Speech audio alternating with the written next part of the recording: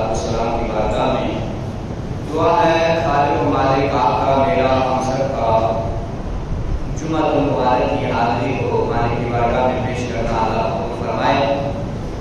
اور قبول فرما کے ہم سب کے لیے پروردگار خالق و مالک جو ہے بخشش کا بہانہ ذریعہ نجات بنائے۔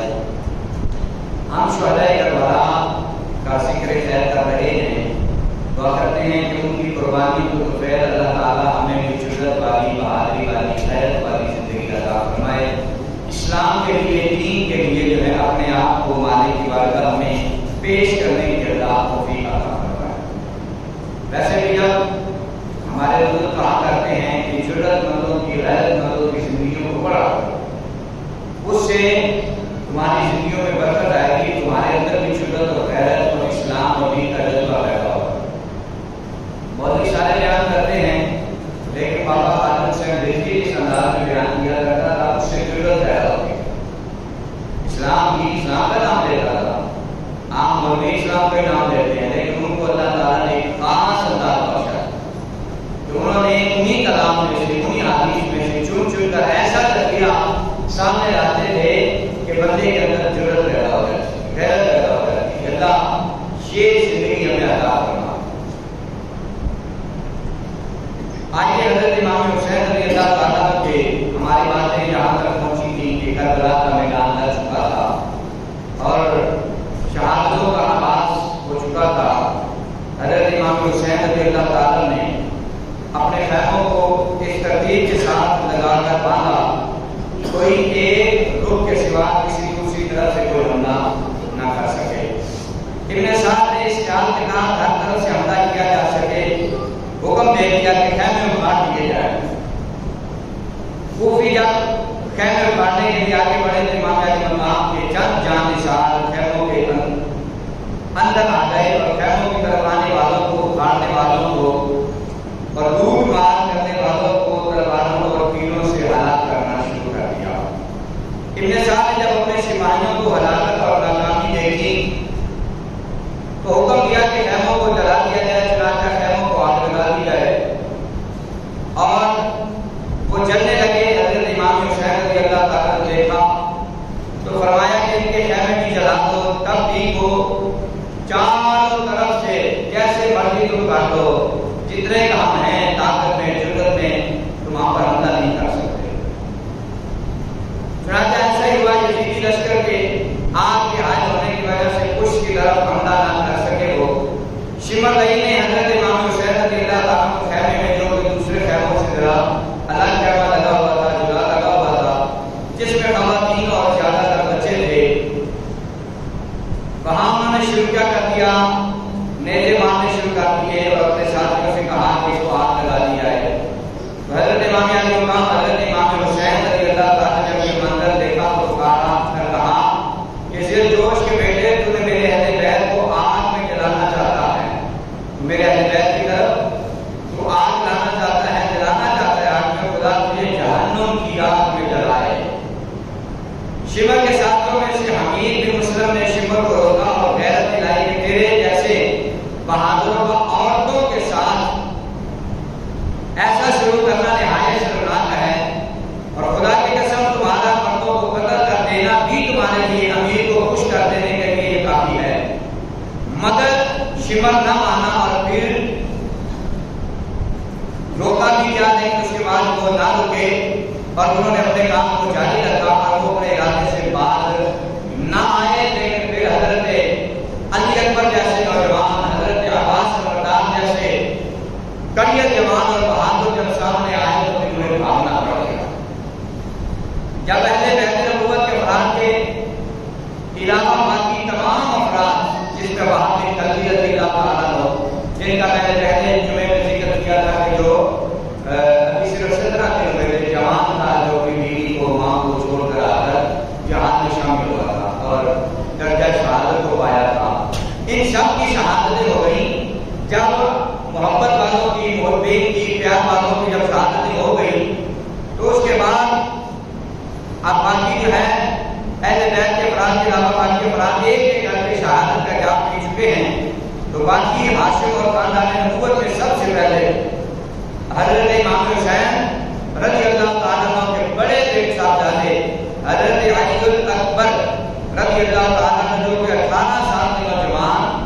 اور رسول اللہ صلی اللہ علیہ وسلم کے ہم شکل تھے، میدان جنگ میں آئے تو آپ نے ریس بڑھتے ہوئے دشمن پر حملہ کیا۔ 18 سالہ کے نوجوان حضرت علی اکبر اور کمال اور دین سے صحیح اخلاق سے محبت کا تعلق دیکھیں کہ جب امام علی مقام کے خاندان کی شادی شروع ہوئی تو سب سے پہلے آپ نے اپنے بیٹے کو پیش کیا۔ ہمارے سیاستدان، ہمارے حکمران ہم کیا کرتے ہیں، کہاں سے شروع کرتے ہیں معاملے کو، کہاں جا کے ختم ہوتا ہے تو ہم کو دیکھتے ہیں، لیکن یہاں پر جو ہے سب سے پہلے میرے امام نے اپنے بیٹے جناب حضرت علی اکبر کو پیش کیا۔ اور علی اکبر جب میدان کربلا میں اترنے لگے تو شہزادیوں نے سینے سے لگا کے روئی کہ حسن اور حسین دونوں کو ملا کر اگر اکٹھا کرتے تھے تو مصطفیٰ کی شکل بنتی تھی۔ امام حسن رسول پاک صلی اللہ علیہ وسلم کے سر سے لے کر ناک تک حضرت امام حسن کا حلیہ مصطفیٰ سے ملتا تھا، اور ناک سے لے کر پاؤں کے ناخنوں تک حضرت امام حسین کو کھڑے کرتے تو مصطفیٰ کا حلیہ بنتا تھا۔ تو گویا حسن اور حسین کو اکٹھا کھڑا کرتے تو مصطفیٰ کی تصویر بن جاتے تھے۔ اور حسن کا یہ بیٹا جو علی اکبر، حسین کا یہ بیٹا جو علی اکبر ہے، وہ تو باپ اور تایا کھڑے ہوتے تھے تو مصطفیٰ کی تصویر بنتا تھا۔ تو یہاں یہ بیٹا جو علی اکبر میدان کربلا میں جا رہا ہے، یہ علی اکبر وہ ہے کہ جس کی عمر 18 سال ہے اور اس کا جو ہے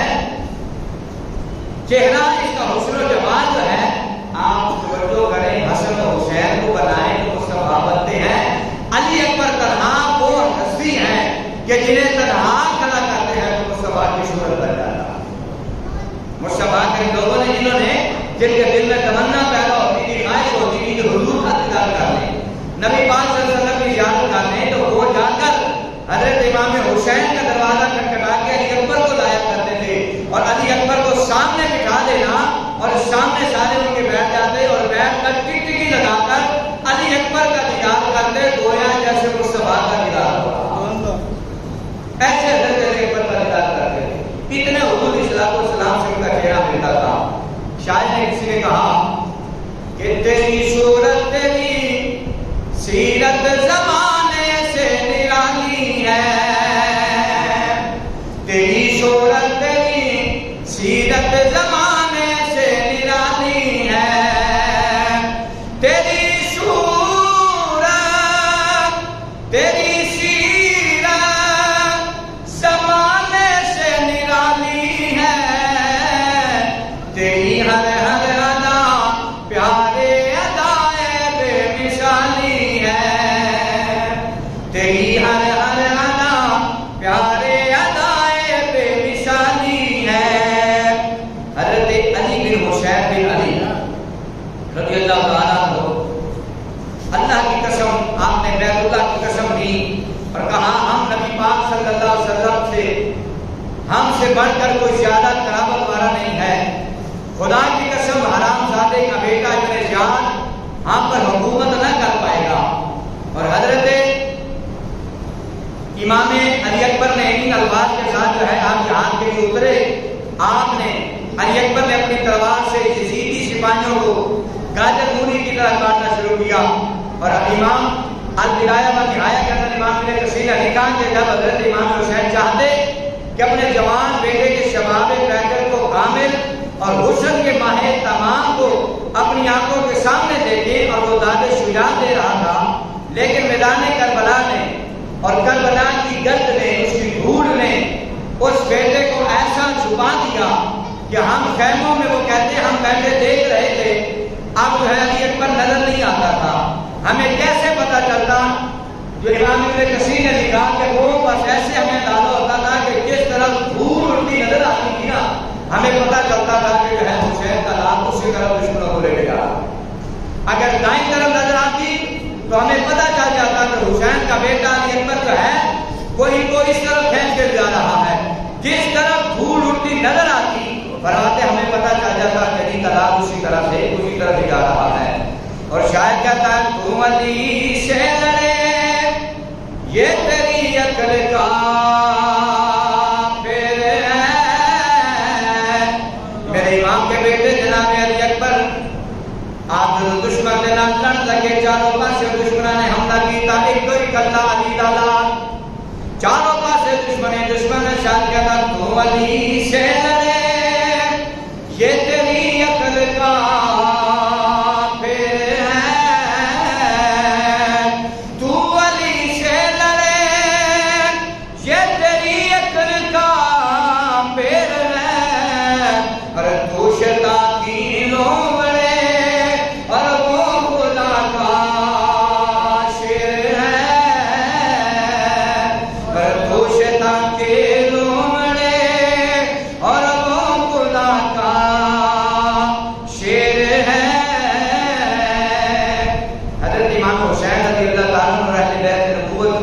سمجھ لیتے تھے کہ جس طرف سے دھول اڑتی نظر آ رہی ہے حسین کا لاڈلا بیٹا اسی شرک کی طرف جا رہا ہے، کیونکہ اور نشانی کوئی نہیں رہ گئی، آنکھوں سے اوجھل ہو گئے ہیں، دور نکل گئے ہیں، اور لڑتے لڑتے جب پیاس کی شدت نے نڈھال کر دیا تو اس وقت جو ہے آپ نے پانی کے گھونٹ کے لیے آپ دوبارہ واپس آ گئے۔ جب یزیدی بھاگے آگے لگ کر دوڑے، موقع ملا تو علی اکبر واپس تشریف لاتے ہیں اور واپس لا کر اپنے بابا جان کے بارگاہ میں عرض کرتے ہیں، بابا جان اگر ایک پانی کا گھونٹ نصیب ہو جائے، اس گلے میں اگر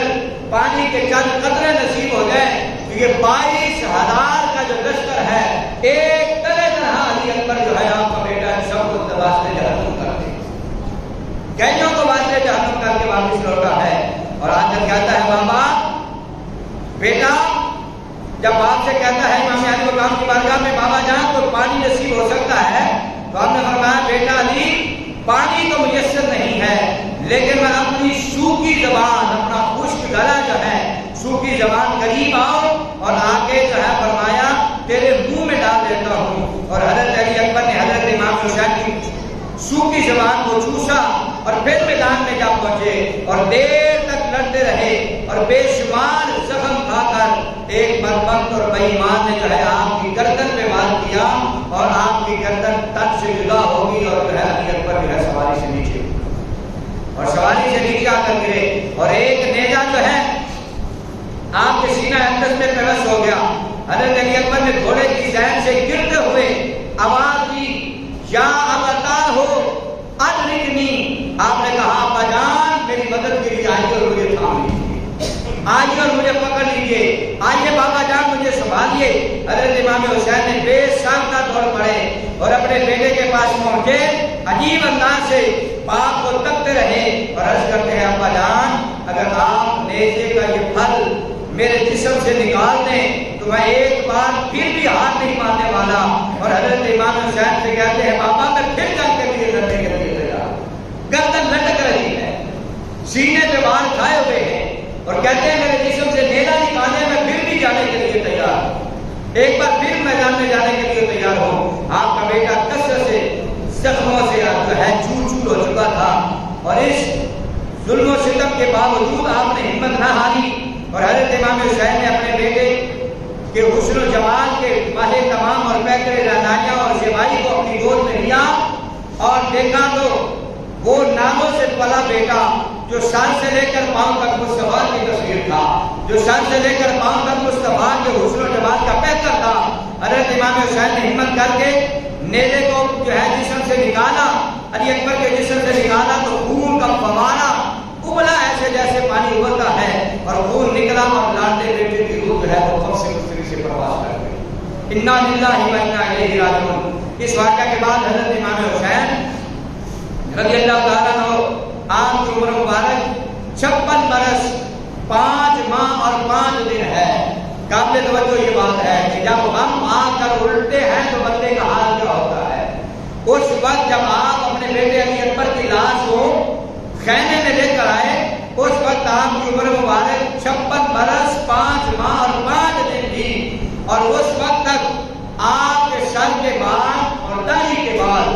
56 سال 5 ماہ اور 5 دن کی عمر کے باوجود نہ سر میں ایک بال جو ہے سفید تھا نہ داڑھی میں ایک بال سفید تھا۔ اور جب اپنے بیٹے کی لاش کو اٹھا کے لائے تو اس وقت حالت کیا تھی؟ مختصر جو ہے یہ ہے کہ آپ کے سر مبارک کے اور بیچ مبارک کے بال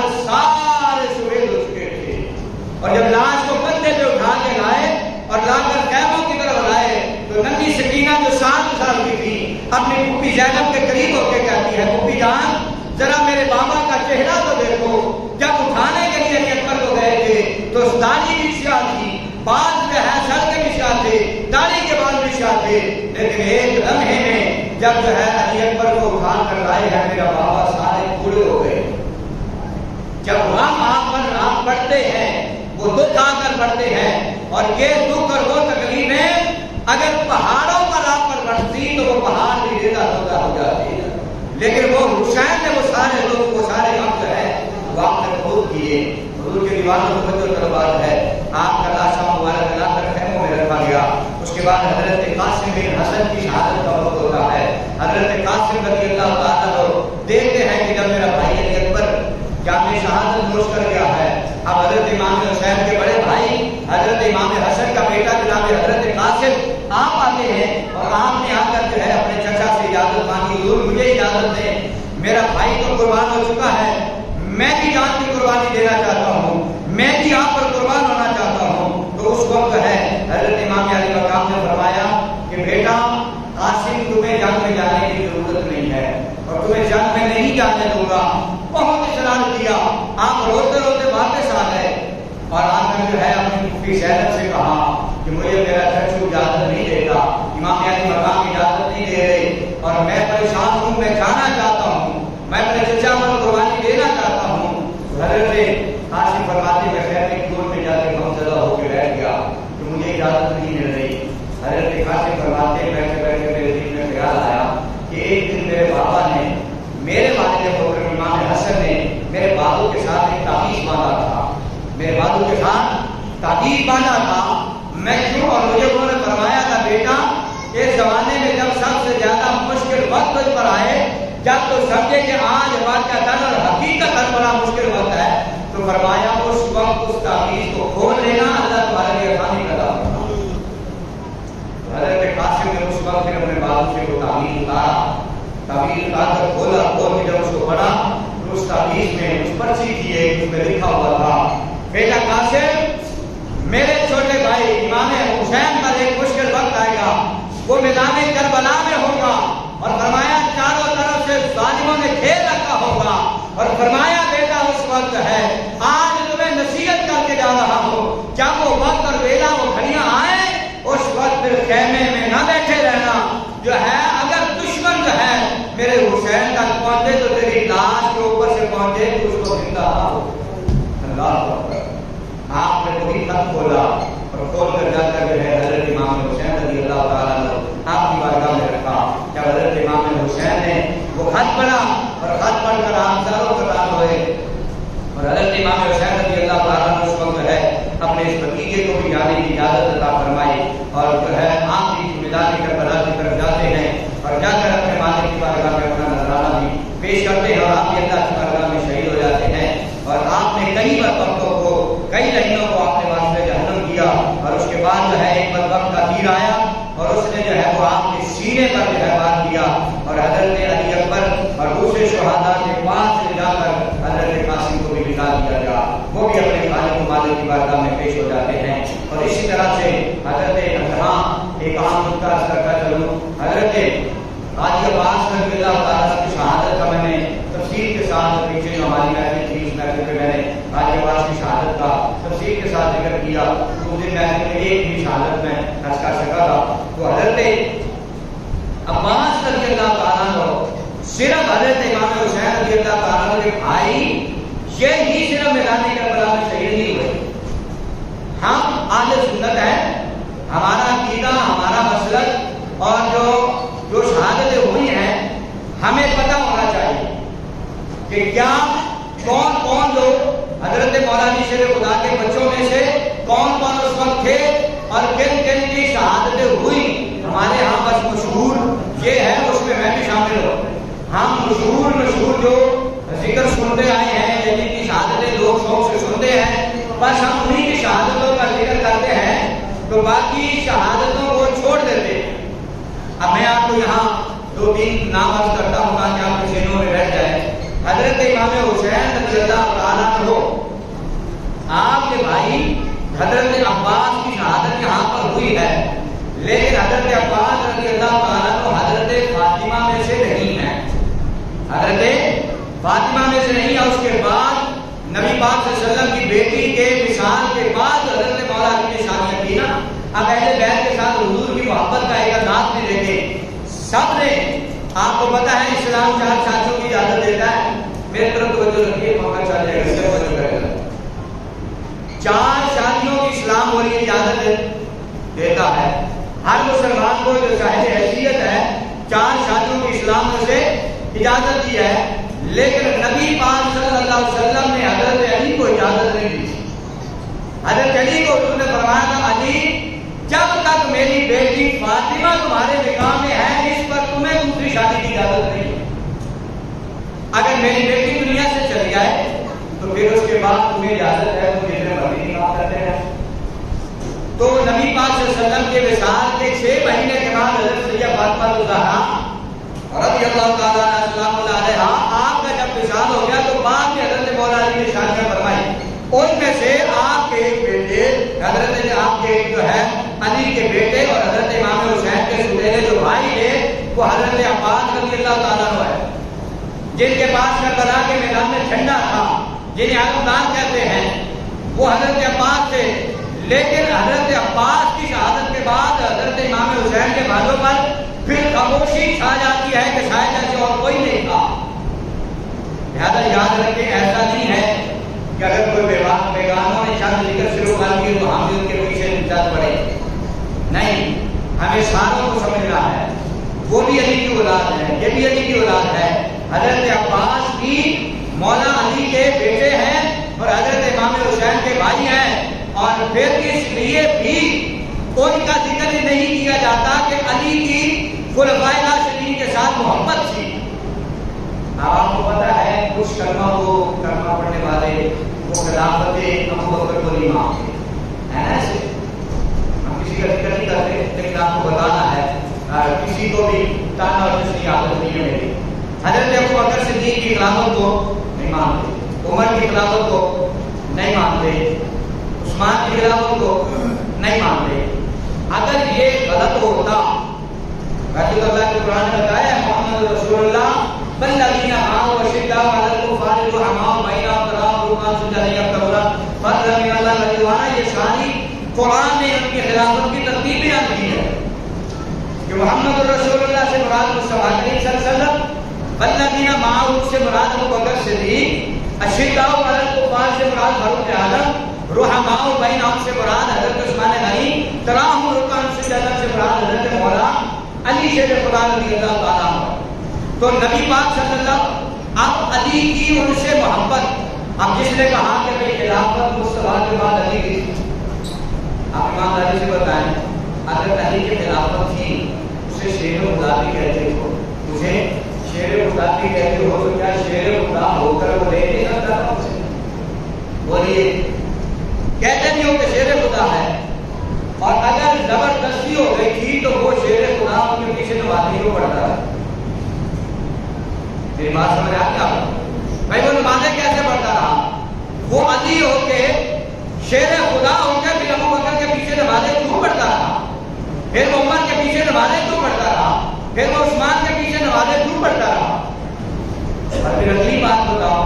کہ جو علی کی اولاد ہے نا, جس کا میں ابھی ذکر کرنے لگا ہوں, عباس کے بعد علی کو اگر ہوتی ان سے نفرت اور ان کو درست نہ مانتے, آپ نے کبھی اپنے دشمنوں کے ناموں پہ اپنے بچوں کے نام رکھے؟ بولیے, کوئی رکھتا ہے؟ اور میں آپ کو بتاتا ہوں, حضرت علی کے ایک بیٹے کا نام حسن ہے, دوسرے بیٹے کا نام حسین ہے, تیسرے بیٹے کا نام عباس ہے, چوتھے بیٹے کا نام ابو بکر ہے, پانچویں بیٹے کا نام عمر ہے, چھٹے بیٹے کا نام جو ہے وہ عثمان ہے, اور ساتویں بیٹے کا نام حضرت عبداللہ ہے. اب بتاؤ کوئی دشمنوں کے ناموں پر اپنے بچوں کے نام رکھتا ہے تو بات سمجھنے والی, مطلب پڑھنے والی دیکھ بھی جاؤ نا, تو فائدہ بھی تو ہو جائے نا آپ کو. تو اگر ہوتی ان کے لڑائیاں اور جھگڑے تو دشمنوں کے ناموں پر کوئی بھی نام نہیں رکھتا. اور یہ سارا واقعہ, سارا جو ہے سلسلہ, وہ بچے بعد میں ہو رہے ہیں, یہ نظام پہلے چل رہے ہیں, اور علی اپنی محبت کا ان کے ساتھ اظہار کر رہے ہیں. حضرت علی المرتضیٰ شیر خدا اپنے مصطفیٰ کے یار غار کے نام پر اپنے بیٹے کا نام رکھ رہے ہیں. فاروق اعظم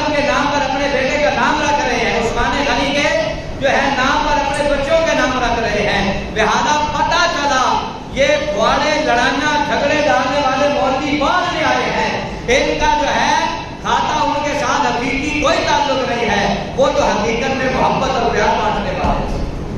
تو علی عباس کی جو ذکر کرتے ہیں نا ہم حضرت عباس کا،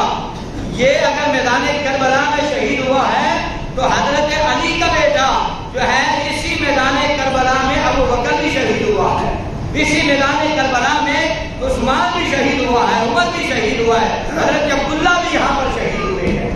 ان کی شہادتوں پر کیوں نہیں ہم ذکر کرتے؟ ہم چل پڑے ہیں پٹی پر، ہم جو ہے ایک راستہ نظر آیا ہے، اس راستے میں سفر کرنا شروع کر دیا کہ وہ ہمارے سامنے منزل ہے، بس ہم سیدھا سیدھا چلنے لگے۔ ہم نے سیکھنا، ہم نے سمجھنا، ہمیں پتہ بھی چلے کہ اہل سنت کا ہمارا عقیدہ ہے کیا، اور ان کی محبتیں اور ان کے پیار آپس میں کیا تھے۔ حضرت ابو ہریرہ رضی اللہ تعالیٰ نے دیکھا ایک دن حضرت جناب امام حسین رضی اللہ تعالیٰ نے سواری پہ سوار ہو رہے ہیں، حضرت امام حسین سواری پر بیٹھے تو حضرت ابو ہریرہ بوڑھا بابا ہے، مصطفیٰ کا شادی اور جو ہے بچہ ہے، ادھر سے جوانی چل رہا ہے حسین، اور جا کر حضرت ابو ہریرہ نے اپنی دستار اتاری، دستار اٹھا کر جو ہے وہ چھوٹے حسین کے جو ہے پاؤں کے نیچے اپنی دستار کے ساتھ جو ہے ان کا جوتا صاف کر دیا۔ یہ حضرت ابو ہریرہ ہیں، حسین کے پاؤں کے نیچے جو جوتی ہے اسے صاف کر رہے ہیں۔ فرمایا چچا جان آپ کو اللہ نے بڑا مقام دیا ہے، میرے بابا کے 1.25 لاکھ صحابہ میں سے سب سے زیادہ آپ حدیثوں کو بیان کرنے والے ہیں، آپ بڑے مضبوط حافظے والے ہیں، نبی پاک نے آپ کو بڑی دعائیں دی ہیں، اور دین کا آپ کھڑا ہیں، آپ ہمارے چچا ہیں، آپ ہمارے بزرگ ہیں، آپ پھر بھی اتنی شامت کے مالک ہو کر میرے پاؤں کو صاف کر رہے ہیں۔ تو اس وقت ہے حضرت ابو ہریرہ نے فرمایا، ابو ہریرہ نے فرمایا حسین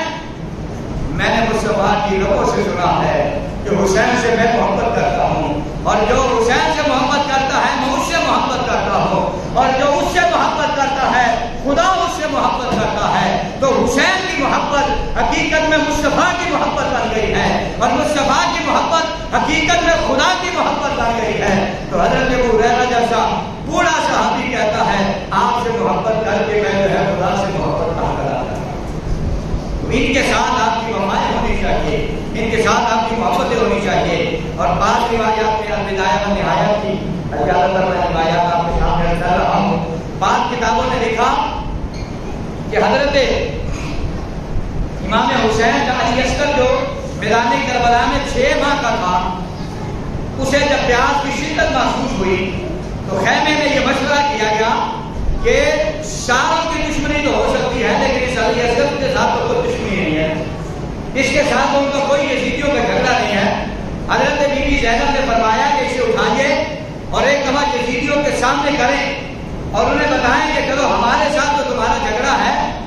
اس کے لیے تو پانی دے دیتے، اور اس لیے بھی کہا کہ کل قیامت والے دن کہیں یہ یزیدی جا کر جو ہے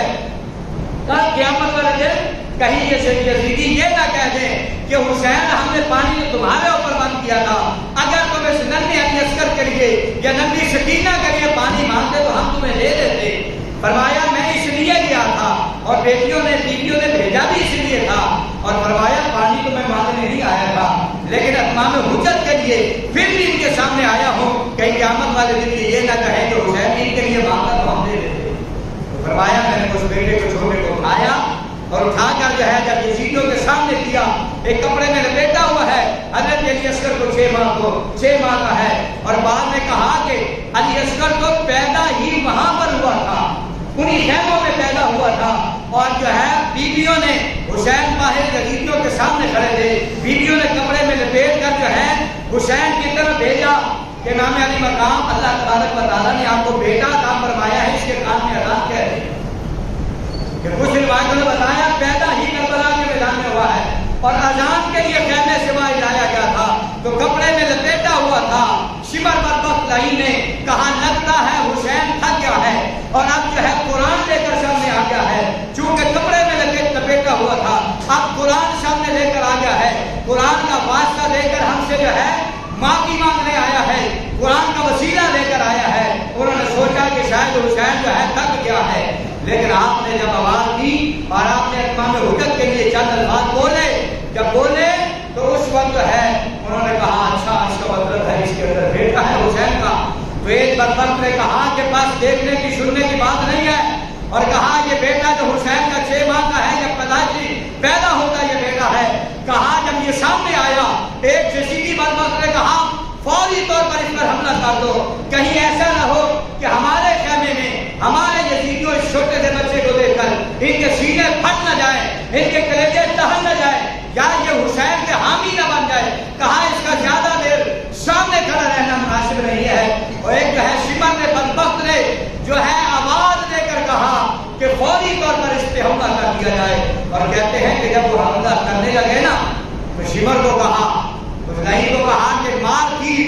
तो जो है अरब की सरजमीन पर बहुत बड़ा तीर अंदाज है, बहुत बड़ा तेरा निशाना मशहूर है, तेरे हाथ से कोई जाता नहीं है, मार डाला। उसने जब तीर सामने किया उस नंगी जान की तरफ, तो उसके हाथ कांप जाते हैं, हाथ कांप जाते हैं, बार बार कोशिश करता है लेकिन कर नहीं पाता। इब्ने साद ने आवाज देकर कहा शिमर नहीं क्यों नहीं हमला करता, मार क्यों नहीं लेता, बात को खत्म क्यों नहीं करता। उस वक्त उसने कहा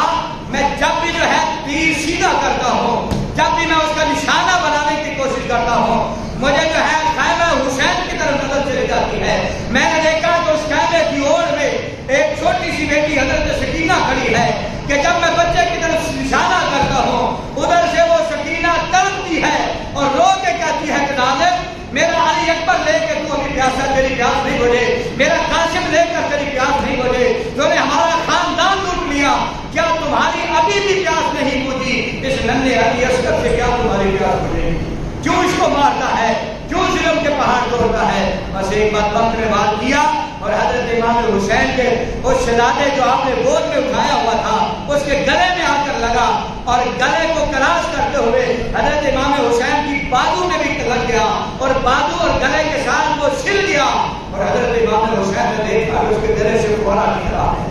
आपने तीर खींचा, तीर निकाला और उसके गले से फुहारा निकला जो है खून का, और यूं ही फुहारा निकला। आपने अल्लाह की बारगाह में इल्तिजा की, मौला जो तेरी बारगाह में सवारियों पर चल के आ सकते थे उन्हें मैंने सवारियों के साथ तेरी बारगाह में पेश कर दिया। मौला जो पैदल चल के आ सकते थे, पैदल चल के आने वालों को भी तेरी बारगाह में पेश कर दिया। मौला जो नहीं चल के आ सकते थे, जो गोद में उठा कर भी तेरी बारगाह में पेश करने थे, मौला वो हमने गोदों में उठा के भी तेरी बारगाह में पेश कर दिए हैं। हमारी कुर्बानियों को कबूल फरमा दे। इमाम इब्ने कसीर ने बिदाया व निहाया में लिखा, इमाम फरमाते हैं जब इमाम हुसैन ने उसके खून का पानी का चुल्लू जो है खून का भरा और आपने आसमानों की तरफ फेंका, फेंकना चाहा, तो जब आप आसमानों की तरफ फेंकने लगे, हुजूर के दीवानों मेरे इमाम फरमाते हैं कानों में आवाज आती है। इमाम इब्ने कसीर ने लिखा है अल बिदाया व निहाया के अंदर, आप फरमाते हैं कि जब उसका खून आप आसमानों की तरफ फेंकने लगे तो मेरे हुसैन के कानों में आवाज आती है।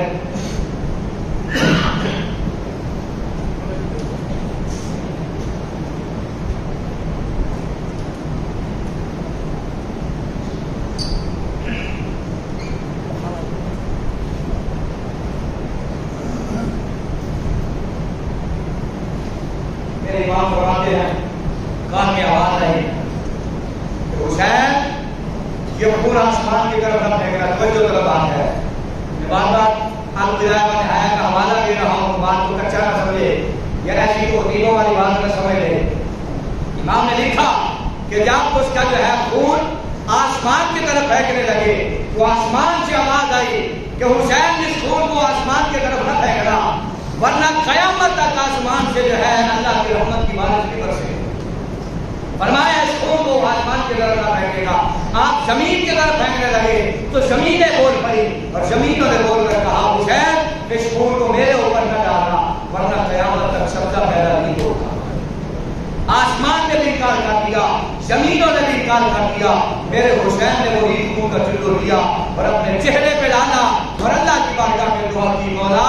बड़ों से लेकर छोटे अली असगर तक मैंने हर हर कुर्बानी तेरी बारगाह में पेश कर दी है, मौला इसे कबूल फरमा ली। बाकी दोस्तों